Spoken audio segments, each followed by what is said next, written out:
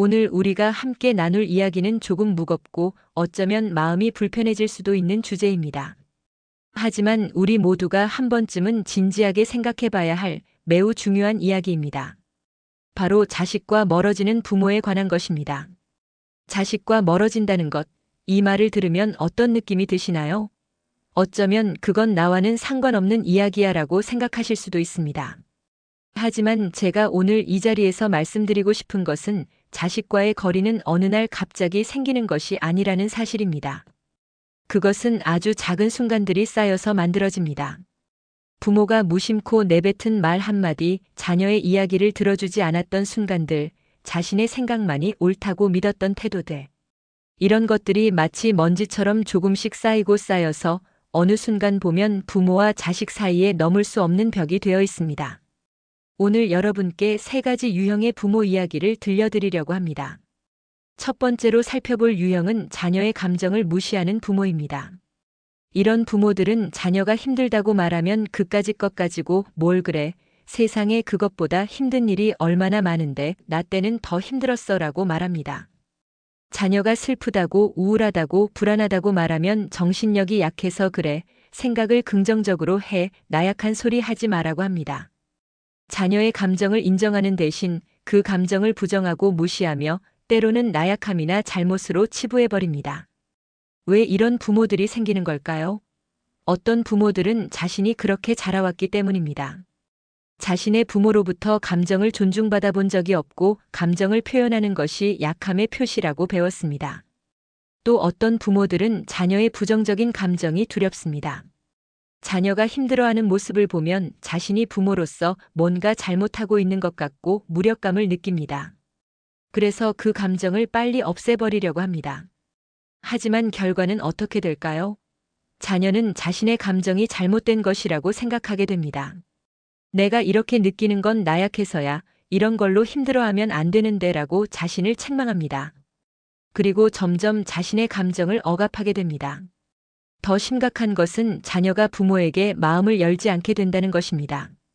어차피 말해도 이해받지 못해, 내 이야기를 들어주지 않을 거야 라고 생각하게 됩니다.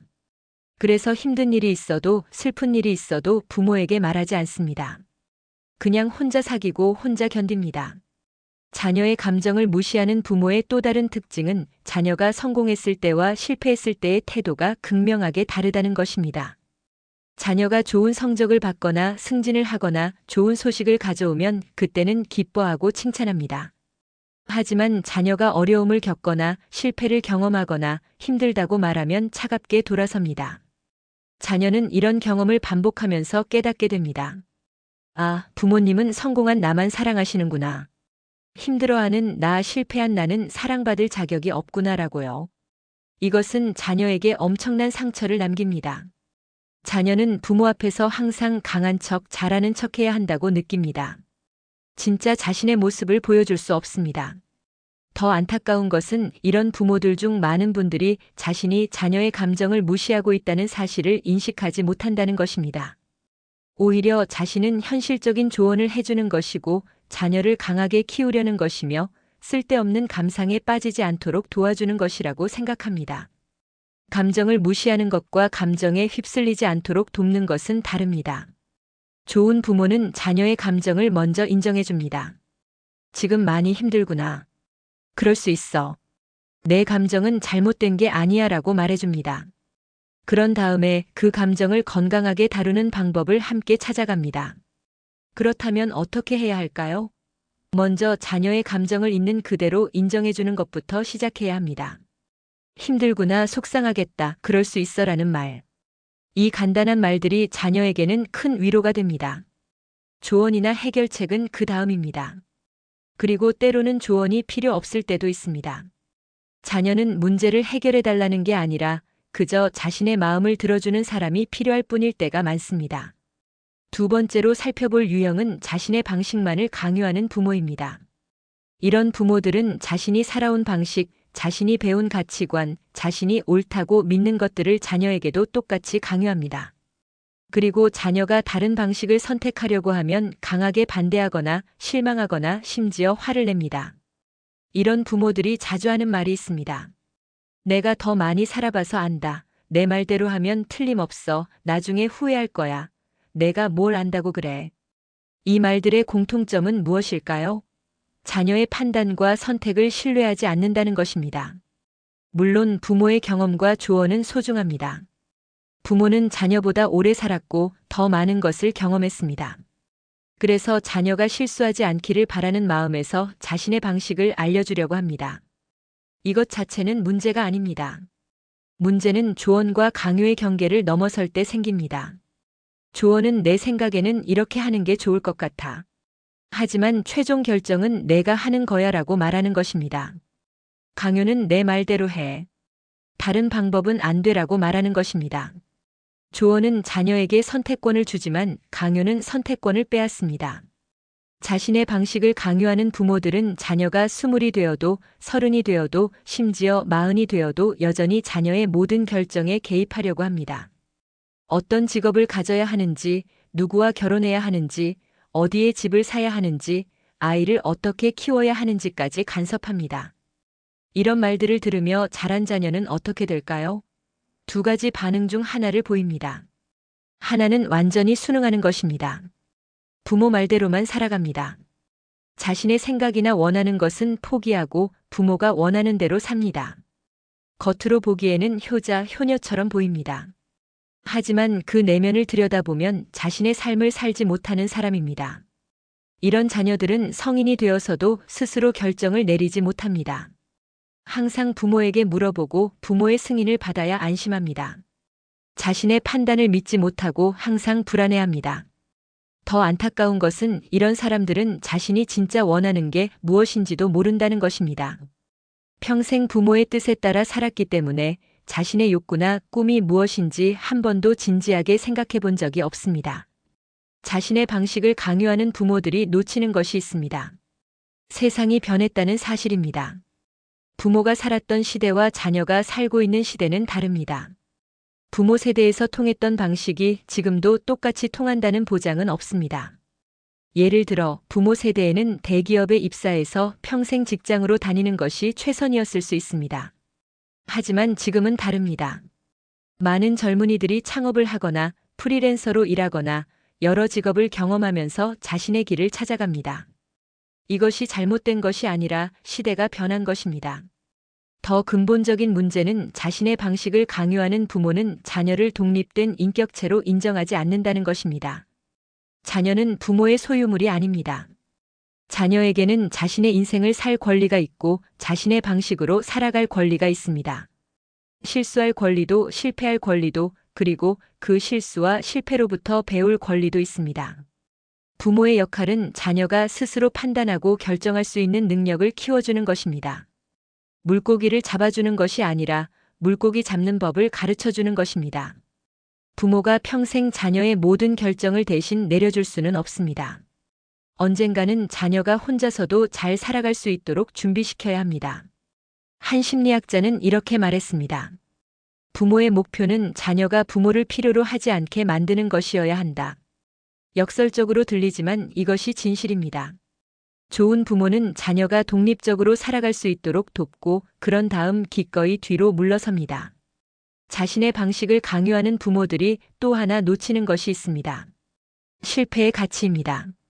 부모들은 자녀가 실패하지 않기를 바랍니다. 그래서 자신의 경험을 토대로 실패하지 않을 방법을 알려주려고 합니다. 하지만 실패는 인생에서 가장 큰 스승입니다. 자신이 선택하고 시도하고 실패하고 그 실패에서 배우는 과정. 이것이 진짜 성장입니다. 부모가 모든 것을 다 정해주고 실패할 가능성을 모두 제거해버리면 자녀는 성장할 기회를 잃게 됩니다. 그리고 언젠가 부모의 보호막 밖으로 나갔을 때 실패에 대처하는 법을 모르는 나약한 어른이 되어버립니다. 그렇다면 부모는 어떻게 해야 할까요? 조언은 하되 강요하지 말아야 합니다. 내 생각에는 이렇게 하는 게 좋을 것 같아. 왜냐하면 내가 이런 경험을 했거든. 하지만 최종 결정은 내가 하는 거야. 내가 어떤 결정을 하든 엄마 아빠는 널 믿어라고 말하는 것입니다. 그리고 자녀가 자신과 다른 선택을 했을 때 그것을 존중해야 합니다. 설령 그것이 실패로 끝날 것 같아도 자녀가 스스로 경험하고 배우도록 지켜봐야 합니다. 진정으로 자녀를 사랑한다면 놓아줄 수 있어야 합니다. 자녀를 믿고 자녀의 선택을 존중하고 자녀가 자신의 인생을 살 수 있도록 뒤로 물러서는 것. 이것이 진짜 사랑입니다. 세 번째로 살펴볼 유형은 과거의 희생을 끊임없이 상기시키는 부모입니다.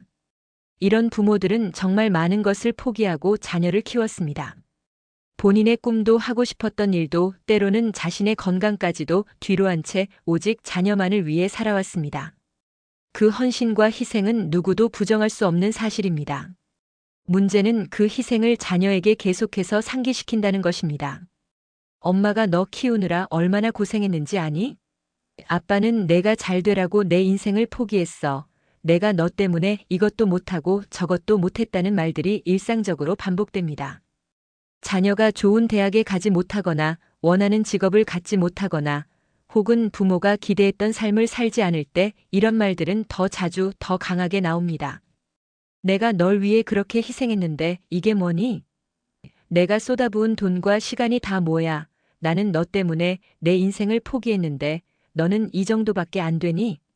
자녀의 선택이나 성과를 마치 자신의 희생에 대한 투자 수익률처럼 계산하는 것입니다.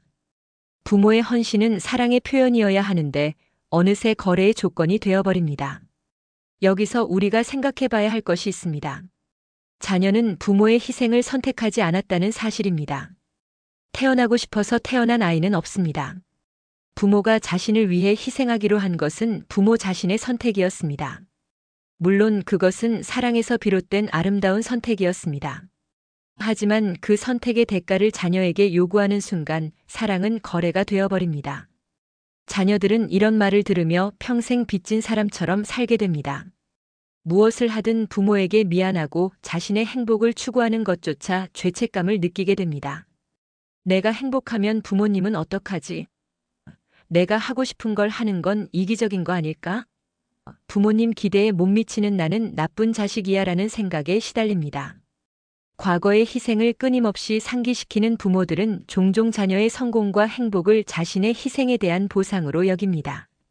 자녀가 성공하면 내가 그렇게 고생한 보람이 있네라고 말하고 자녀가 실패하면 내 고생이 다 헛수고였네라고 말합니다. 자녀의 인생이 부모 자신의 희생을 정당화하는 수단이 되어버리는 것입니다. 이런 부모들 중에는 자녀가 성공해도 만족하지 못하는 경우도 많습니다. 내가 더 많이 희생했으면 너는 더 성공했을 텐데라고 생각하거나 이 정도로는 내 희생을 보상받기에 부족해라고 느낍니다. 그래서 자녀에게 계속 더 많은 것을 요구합니다. 자녀는 이런 요구를 감당하기 어렵습니다. 아무리 잘해도 부모를 만족시킬 수 없고 부모의 희생을 다 갚을 수 없다는 무력감을 느낍니다. 그리고 결국에는 그 무거운 짐을 견디지 못하고 부모로부터 멀어집니다. 물리적으로는 함께 있을지 몰라도 마음은 이미 멀리 떠난 것입니다. 과거의 희생을 끊임없이 상기시키는 부모들이 놓치는 것이 있습니다. 진짜 사랑은 조건이 없다는 것입니다. 진짜 사랑은 대가를 바라지 않습니다. 부모가 자녀를 위해 희생하는 것은 아름답고 숭고한 일입니다. 하지만 그것은 자녀에게 빚을 지우기 위함이 아니라 그냥 사랑이기 때문에 하는 것이어야 합니다. 한 심리학자는 이렇게 말했습니다. 사랑은 주는 것이지 투자가 아니다. 사랑에는 이자가 붙지 않는다. 부모가 자녀에게 쏟은 사랑과 헌신은 그 자체로 의미가 있는 것입니다. 그것이 나중에 자녀로부터 무엇인가를 돌려받기 위한 수단이 되어서는 안 됩니다. 실제로 건강한 관계를 유지하는 가정들을 보면 부모들은 자신의 희생에 대해 거의 언급하지 않습니다. 물론 그들도 많은 것을 희생했습니다. 하지만 그것을 자녀에게 상기시키지 않습니다. 대신 너를 키우는 것이 나에게는 기쁨이었어. 너와 함께한 시간들이 행복했어라고 말합니다. 이런 부모 밑에서 자란 자녀들은 죄책감이 아니라 감사함을 느낍니다. 억지로 보답해야 한다는 의무감이 아니라 자연스럽게 부모를 사랑하고 돌보고 싶은 마음이 생깁니다. 그리고 부모와의 관계를 부담스러워하지 않고 오히려 소중하게 여깁니다. 과거의 희생을 끊임없이 상기시키는 부모들은 종종 자신도 모르게 자녀를 조종하려고 합니다. 내가 너를 위해 이렇게 희생했으니까 너는 내 말을 들어야 해라는 논리입니다. 희생이 권력이 되고 사랑이 통제의 수단이 되어버립니다. 이런 관계에서 자녀는 진정한 자유를 느끼지 못합니다. 항상 부모의 눈치를 보고 부모를 실망시키지 않기 위해 자신을 희생합니다. 그리고 이것은 세대를 넘어 대물림됩니다. 이렇게 자란 자녀는 나중에 자신도 자기 자녀에게 똑같이 행동할 가능성이 높습니다. 과거의 희생을 상기시키는 부모들 중 일부는 사실 자신의 선택에 대한 후회를 자녀에게 투사하고 있는 경우도 있습니다. 나는 너 때문에 내 꿈을 포기했어라는 말 속에는 나는 내 인생이 불만족스러워라는 뜻이 숨어 있습니다. 그리고 그 불만족의 책임을 자녀에게 떠넘기는 것입니다. 하지만 공정하게 생각해 봅시다. 부모가 자신의 꿈을 포기한 것은 자녀의 잘못이 아닙니다. 그것은 부모 자신의 선택이었습니다. 물론 당시에는 어쩔 수 없는 상황이었을 수 있습니다. 하지만 그 선택의 결과를 자녀가 책임질 필요는 없습니다. 더 나은 방법은 무엇일까요? 부모가 자신의 인생에 대한 책임을 스스로 지는 것입니다. 나는 내 선택에 만족해. 너를 키우는 것이 내 인생의 가장 의미 있는 일이었어 라고 말할 수 있다면 자녀에게 희생을 강조할 필요가 없습니다. 만약 정말로 후회가 된다면 지금이라도 자신의 꿈을 추구하면 됩니다. 자녀가 다 컸다면 이제는 부모 자신의 시간입니다. 자녀에게 너 때문에 못했다고 원망하는 대신 이제 내가 하고 싶었던 것을 해보려고 해라고 말하는 것이 훨씬 건강합니다. 실제로 자녀가 성인이 된 후 자신의 꿈을 다시 추구하는 부모들이 있습니다. 늦게 대학에 가거나 새로운 취미를 시작하거나 하고 싶었던 일에 도전합니다. 이런 부모들의 자녀들은 오히려 부모를 존경하고 관계도 더 좋아집니다. 그렇다면 어떻게 해야 할까요? 먼저 자신의 희생을 무기로 사용하지 않겠다고 결심해야 합니다. 내가 너 때문에라는 말을 입에서 빼야 합니다. 대신 너와 함께여서 행복했어라고 말하세요. 자녀가 부모에게 무언가를 해줄 때 그것을 당연한 권리가 아니라 고마운 선물로 받아들이세요. 내가 나를 위해 이렇게 해줘서 고마워라고 말하세요. 내가 너를 위해 그렇게 희생했으니까 당연하지라고 말하지 마세요. 그리고 무엇보다 자신의 인생을 사세요. 자녀에게 의존하지 말고 자신만의 기쁨과 의미를 찾으세요. 부모가 행복해야 자녀도 편안합니다. 부모가 자신의 인생에 만족할 때 자녀에게 빚을 지울 필요가 없어집니다. 제가 오늘 여러분께 꼭 드리고 싶은 말씀이 있습니다. 자녀는 부모의 소유물이 아닙니다. 자녀는 부모의 꿈을 이루어줄 도구도 아닙니다. 자녀는 부모의 노후를 책임져야 할 의무자도 아닙니다. 자녀는 독립된 한 사람입니다. 자신의 감정이 있고 자신의 생각이 있고 자신의 꿈이 있고 자신의 인생이 있는 한 사람입니다. 그리고 우리 부모는 그 사람을 있는 그대로 사랑하고 존중하고 지지해주는 사람이어야 합니다. 이것이 진짜 부모의 사랑입니다. 조건 없이, 대가 없이 그저 자녀의 행복을 바라는 것.